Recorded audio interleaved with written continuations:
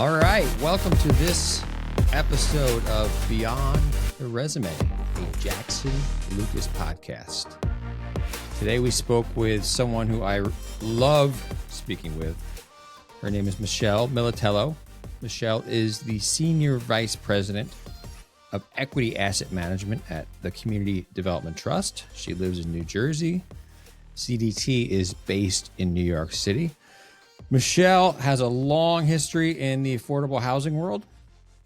She started on the banking side. She worked at a Bank of America as an asset manager in tax credit investments, equity investments. She went to the developer side with some big developers like Penrose and Fairstead, and now she's with CDT.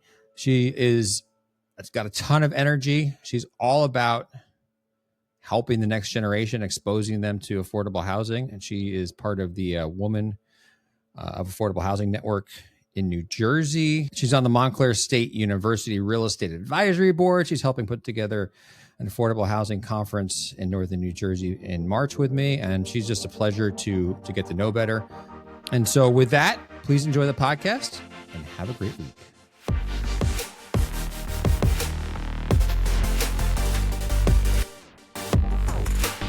Well, Michelle, thanks for coming on. Good to see you. Yeah, you too. Thanks for having me, Chris and Lisa. Yeah, our pleasure. We've spoken over the years. Always been a pleasure to chat with you. You're a super nice person. Thank you. Appreciate it. So how are things? You're at CDT, Community Development Trust. I love CDT. We've had well, Lisa is on the board at Fordham Real Estate, actually. Oh, amazing. I got my MBA at Fordham. I see that. We'll definitely have to chat. I know. I feel like we have a lot of connections to make. I know. I'm going to keep you really busy, though. That's going to be your... And you have a long history in affordable housing. I do. You started, I don't know actually when you started, but I know I met you when you were at Penrose, I believe, which is one of the largest owners, developers. And then you went to another large one, Fairstead, and now you're with the good folks at CDT. Correct. I'm sure it looks like you started back in banking. Is that correct? I did. Yes. I came out of college, undergrad, with a finance degree. And the only thing I knew I didn't want to be was a trader. Why? I don't know. I just did not think that the Wall Street, per se lifestyle was going to be right for me. I just didn't ever picture myself as like an actual broker, stockbroker. Yeah. Did you grow up? You live in Northern New Jersey. Did you grow up in Northern New Jersey near the city? I grew up in and around tri-state area. We lived in South Jersey when I was little, and then Long Island when I was in high school. Okay. So had always been around the city, but never lived in the city proper. Yeah, because you see like a lot of, I'm trying to see if you got exposure. Like people in Kansas City might not think, oh yeah, like I don't want to be up here. Like if you live around the city and you see all these adults going to work in the morning and then coming home at night on the train, and you're like, yes, some of them are more miserable than other ones, Yes. None of them look as happy as you, I can guarantee you. Yeah, I am extra happy with my life choice for sure for work. But yeah, so I knew I didn't want to be a trader, but I knew I wanted to do something within real estate. And why? I got say it again. Why did you want to be in real estate? Because we had a family history. My dad used to build houses with his father. He started a mortgage company. My brother's in mortgages. So whole family had long history in real estate. Nice. And it was interesting to me in college. I always did really well in my real estate finance classes. But I ended up actually initially not in real estate, but in asset-backed securitization, which was a paragraph in my, finance textbook senior year. Got out just in time. I got out in 2006. So right before, the financial crisis in 2008. But it gave me a great foundation for finance in general, just understanding how to read loan documents, understanding warehouse lines of credits and how LCs worked, and really got kind of a basic understanding of finance. I worked with wonderful people, which kept me there for almost 10 years. But I knew deep down that I did not want to do asset-backed securitization for my life's work.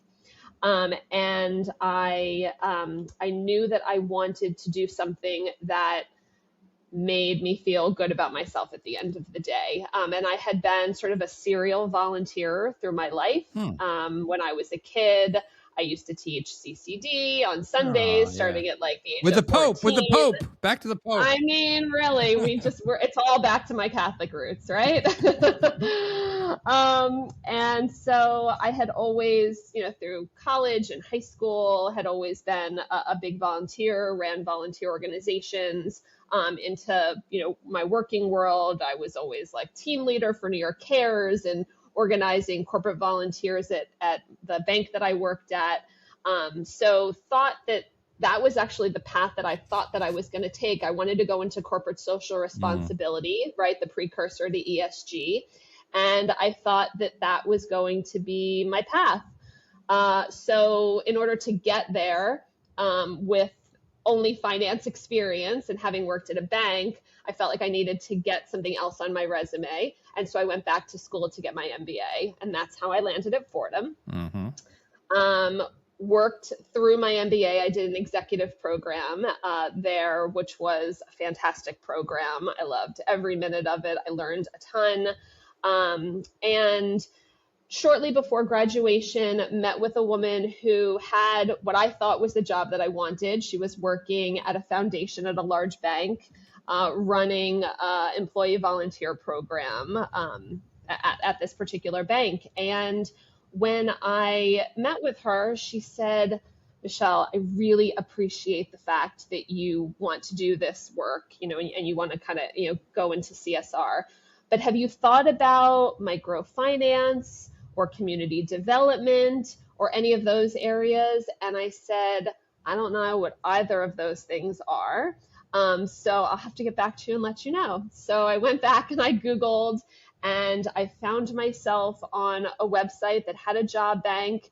And on the job bank, there was a job at the Merrill Lynch Community Development Company.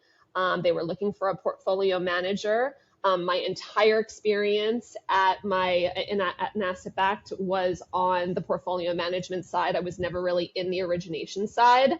I always thought that it was really important to make sure that there was a focus on the deals that we had in the portfolio, right? And all the glory is always on the origination side and bringing the deals in. I thought it was really important to make sure that someone was caring about those transactions and making sure that they actually worked the way they were supposed to. So out of 65 resumes, I was the only one that had portfolio management experience. Everyone else had community development experience, and they took a chance on me and hired me. And so that was my first entree into community development. Was Merrill Lynch Community Development Company. We were responsible for doing all of the CRA activities for the Merrill Lynch owned banks. There were, less than 20 of us in the group. It was a wonderful organization to join at the time. Our leader was Terry Ludwig, who, if you know her, she ran Enterprise after leaving Merrill. She had run Acción before coming to Merrill. Just a visionary leader for how, our group was going to function. And so I got to see all different kinds of products within the community development space, warehouse lines. We did construction loans for affordable properties. We did new markets tax credits. We did low income housing tax credits. We did CDFI lending. We just really kind of ran the gamut in the community development space. So I got a really wide range of experience there. which lasted. Go ahead. Would you say that's a good, like if somebody's looking to get into, if someone is looking to have a career in affordable housing, that's a good entree point because you learn so much. It was incredible. I mean, I think personally, and I'll speak to this more, but portfolio/asset management, I think that anyone who is in the affordable space should spend and wants to originate transactions, right, and do new deals, should spend some time on the asset management side at some point in their career so that they can really understand what happens after you close, right? It's so important to understand down to the kind of the asset level. Yes. I did you find that getting your MBA gave you extra skills and was kind of a useful tool in that pivot? Absolutely. Yeah, absolutely. I think it as well, for me, I obviously we all do our undergrad, between the ages of 18 and 22, most people do. And you don't really know what you're doing at that point in life, right? Like that's kind of the point of college, is to kind of figure it out. So taking accounting when I was a sophomore in college versus taking accounting when I'm 8 years into my career, right? It's just completely different. And frankly, I got C's in undergrad and I got A pluses in grad school. Because I got it. You understood why you needed it. You wanted it. Yeah, exactly. Like it made perfect sense to me at that point in time. It didn't really make any sense to me when I was 19.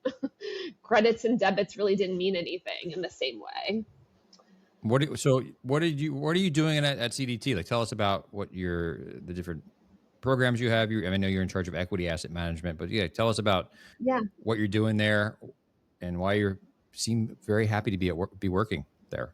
Sure. On a Friday in the office. The most of the world. So I feel like overall my tenure, right, and starting at Merrill and then moving over to Bank of America and spending, a 10-year period at B of A. So all told with Merrill and B of A, about 15 years on the investor side of the business, right, investing in low-income housing tax credit deals. And then, as you said earlier, I moved over to the developer side of the business, spent 4 years on the developer side at both Penrose and Fairstead, seeing, two totally different types of portfolios.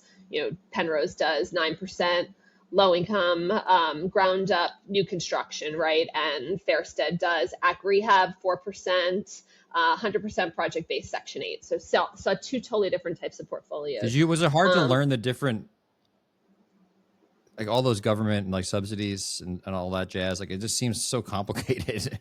Maybe it's not, but I don't know, but it seems very complicated. It is. I mean, at this point, I feel like I've almost grown up with it, save for that first 9 years of my career. But now all of those acronyms just sort of roll off my tongue. And then I start saying them to my husband or my kids, and they're like, what's LIHTC?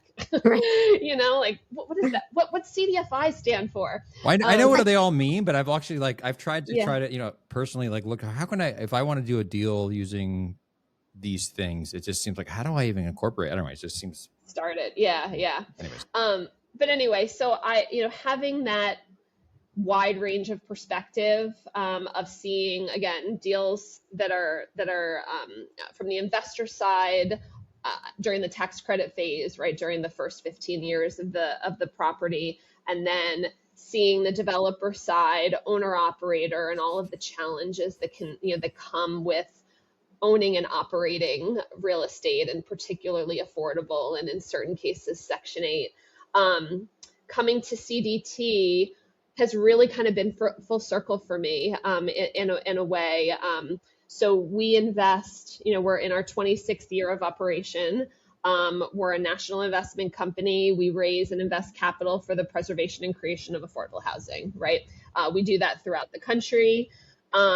We don't invest during the tax credit period, right? So we're investing after the tax credits are over, and again for in intent of preserving. Yeah. So just so people don't know, there's like a 15-year right runoff with the tax credits, and then A lot of Right. people will come in and want to buy out then so they can up the rents, right?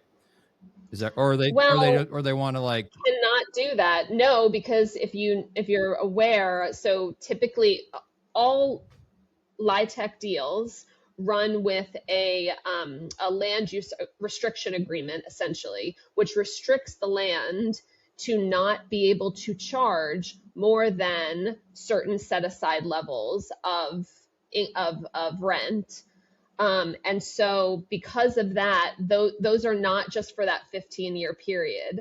Those are typically 30, 45, sometimes 99 years.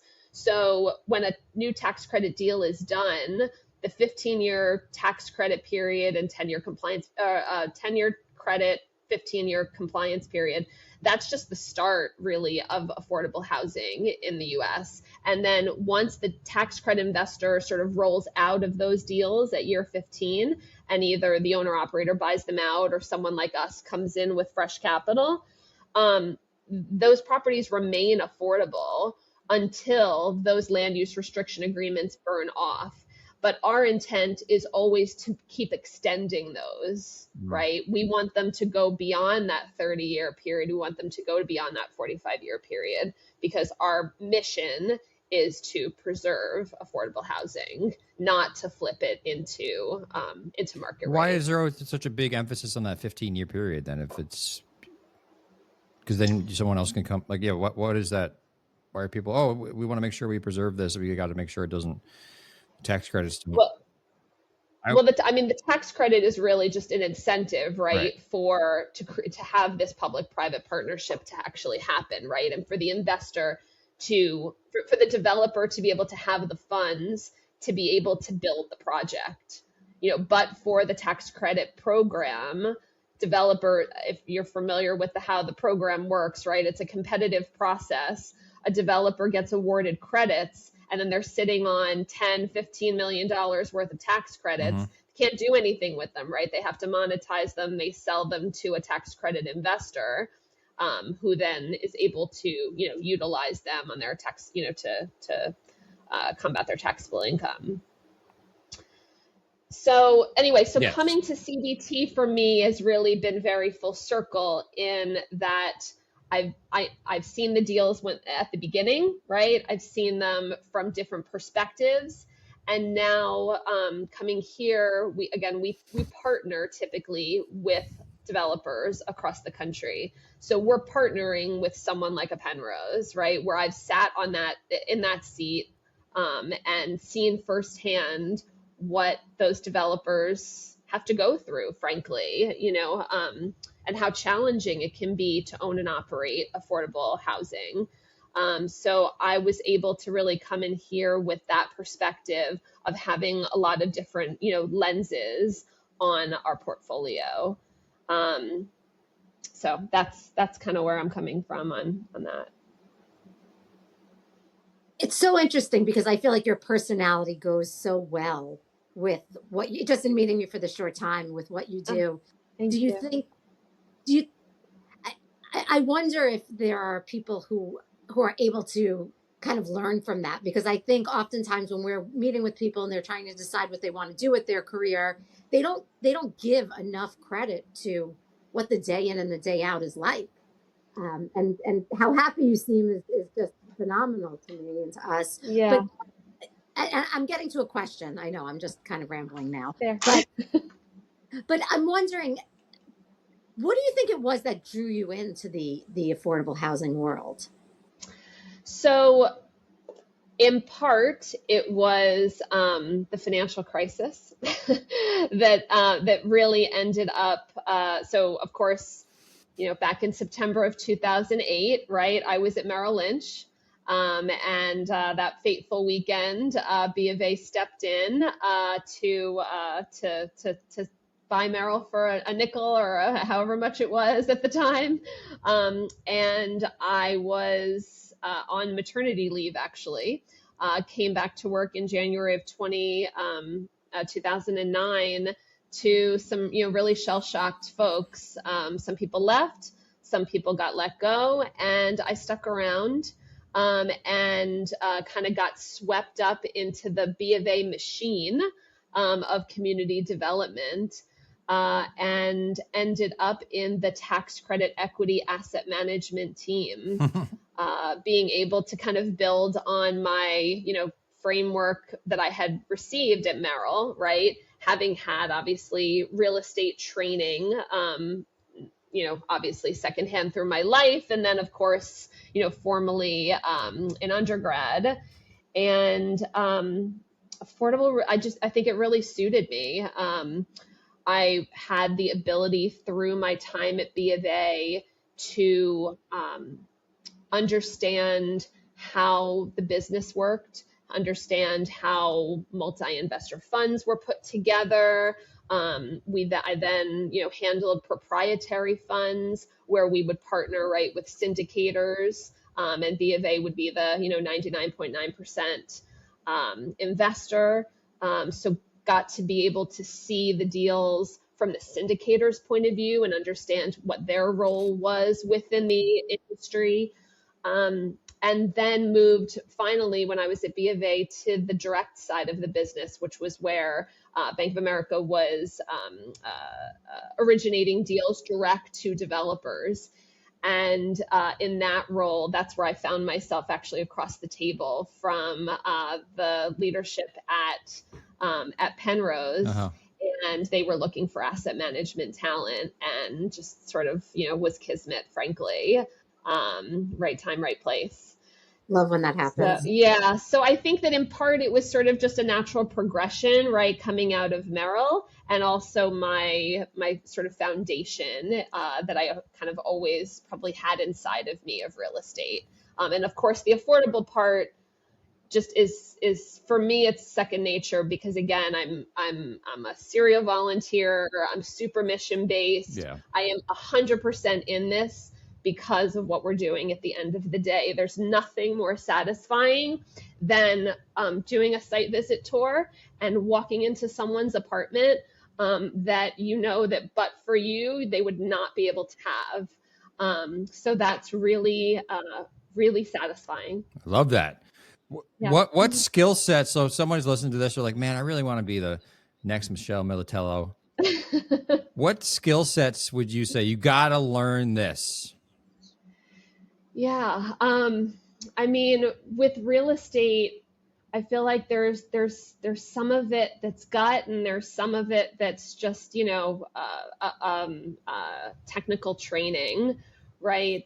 So as I figure out sort of our next venture, and I am in the process of launching the New Jersey Women's Affordable Housing Network here in a chapter in New Jersey. And we're trying to figure out how do we get more women into affordable housing, right? And how do we recruit them out of school or out of grad school? And I'm obviously particularly interested in how do I figure out how to elevate just the conversation on asset management, right?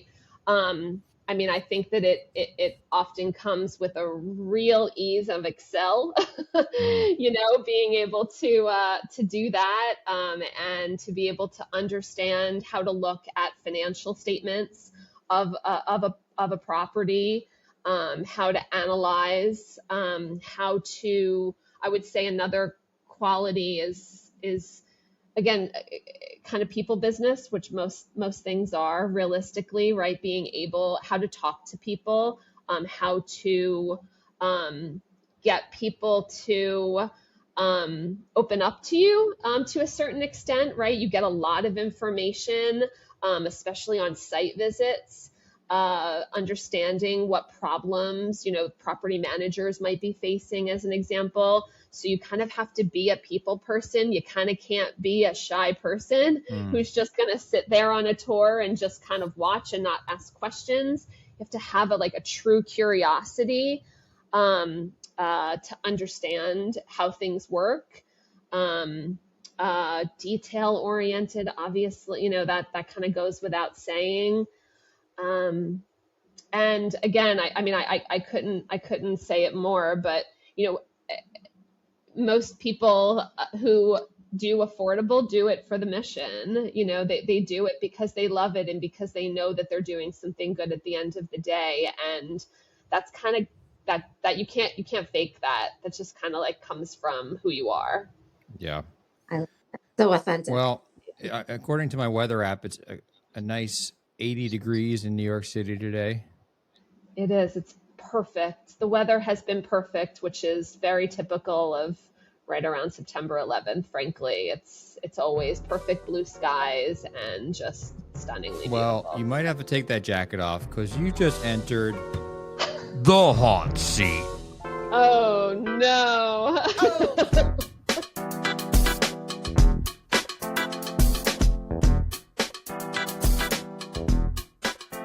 Yeah, it's gonna get really hot in here. Woo! Okay. Really soon. And you, I feel it. I feel it. I feel it. I feel it heating up. Do you want to pitch her a softball, Lisa, to start her off so she doesn't get too nervous? Easy right into the pool. So do you have a favorite book or podcast recommendation? Oh my God. I have so many podcasts that I listen to now that I commute every day, yes. Or most days that I love. Gosh, can I say more than one? I love Wiser Than Me. If you've heard that one. Love that. Julie Louis-Dreyfus, amazing. I love the concept. I love the listen to old women. I love the whole thing about it. It's fabulous. When I need something light and funny, I listen to Smartless. Mm-hmm. I think those guys are hysterical and they always crack me up. And when I'm looking for some deep down learning, because I'm a nerd, I listen to The Housing Problem, which is, if you're familiar with it, some New York, legends, if you will, that run that podcast. And I feel like I always learn something similar to, listen to old ladies. You gotta kind of listen to old guys too. That's right. You got to hear from all the people who came before us. Exactly. I've never listened to that one. I don't know why. Oh, yeah, you should put it on your list. It's a good one. I have some affordable housing podcasts. Like I listen to Beyond Four Walls. You know that one? No, but I'm going to write it down. They just did the Julia Gordon, Assistant Secretary for Housing, Federal Housing Commissioner. Oh, it's a national housing conference puts it on. Anyhow. Oh, okay. I'll check it out. That's my nerdy.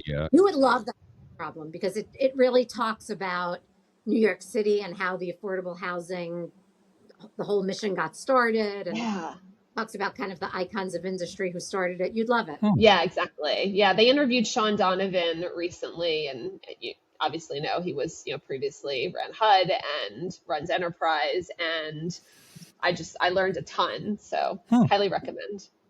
Well, there's one, if you're into women in affordable housing, there's a podcast called WAHN Cast. Yeah.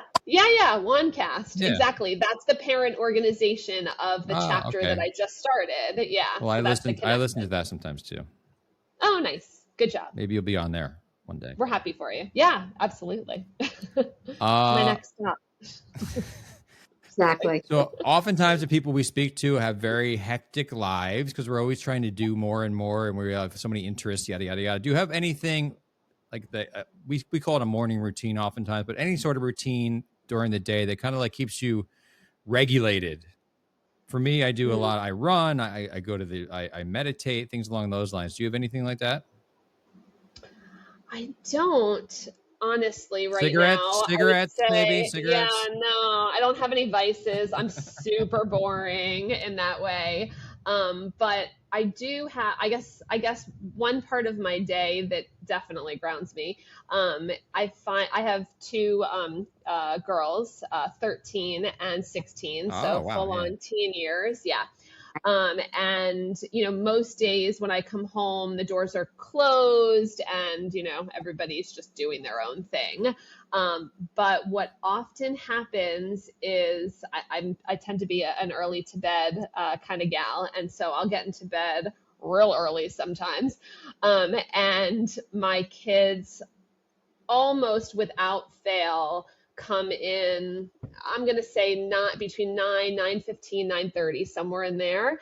And they just come into my room and they lay on my bed and they start spilling their entire day.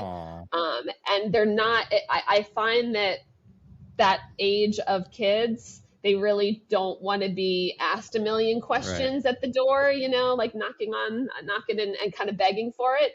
But when I just make myself available to them in that way, everything comes out. Are you reading a book in bed? What are you reading right now?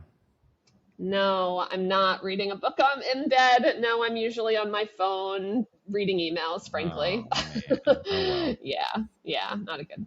Not. Well, it's great to have them come to you. Yes. I think that like if this was a parenting podcast, that would be a great thing to dive into. Thank you. It's also kind of good to do for younger people in the, we're doing, just make yourself like in your organization too, right? Yeah, make yourself available. Oh yeah, absolutely. People just want to come, just know that you're there for them if they need you. So, which leads us into our next question, actually. Good, yes. Lisa.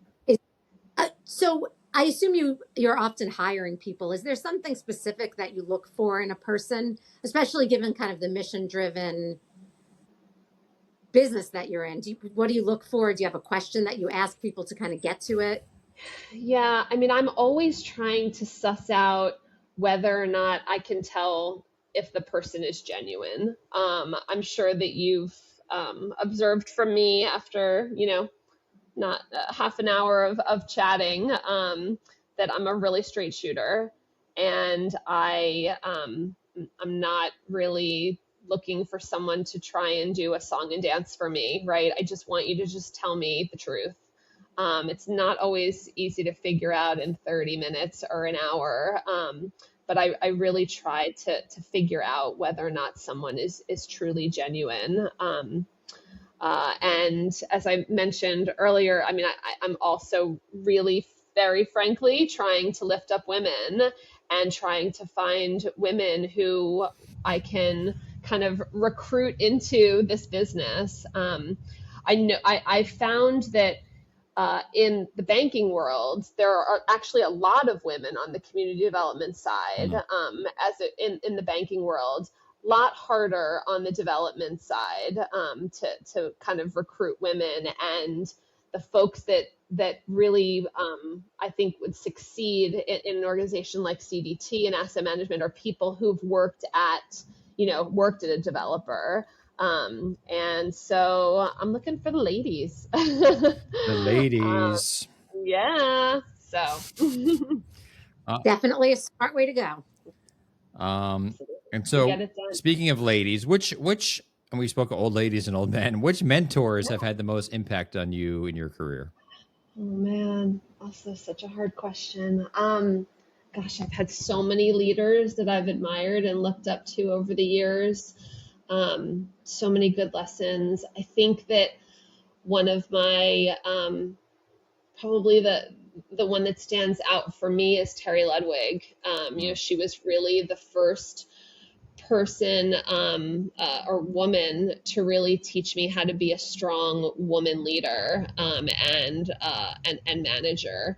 I remember she ran meetings so timely. She'd always come prepared with agendas, right? Probably at that time, 15, almost 20 years ago at this point, right? Like you kind of had to, right? In order to get a seat at the table. I always felt like she was really great at accepting and listening to other people's input before sharing her own. I think that's really a strong quality of a leader. Clear communicator, super passionate for the mission. And she also used to do these skip level meetings, which now is really kind of like a 360 evaluation essentially. But I was one away from her. And so she would meet with all of her direct reports to get feedback on her directs, right?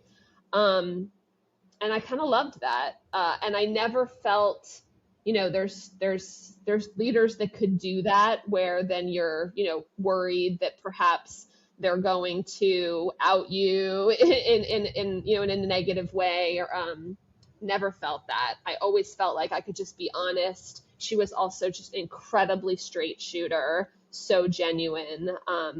So I really aspire to kind of be that leader. I love it. Maybe we'll get her on the podcast too. You guys can do a double trouble podcast. For sure. Well, Michelle, it's great to see you. I don't know if I've ever seen you. I've definitely spoken to you on the phone a number of times.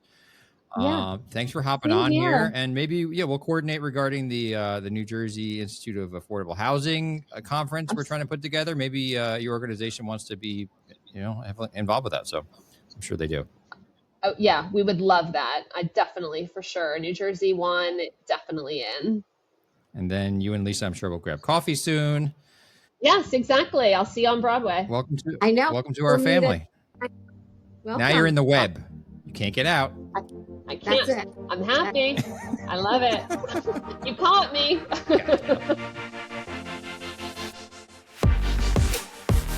Thank you for listening to Beyond the Resume, a Jackson Lucas podcast where we take a deep dive into the career journeys of some of the top minds in real estate and equip you with the knowledge to move forward in your path towards the success you've envisioned. Make sure to like, share, and subscribe to Beyond the Resume. We're grateful for your support. All episodes of Beyond the Resume are brought to you by Jackson Lucas, building inclusive and diverse businesses through talent acquisition. Visit us at jacksonlucas.com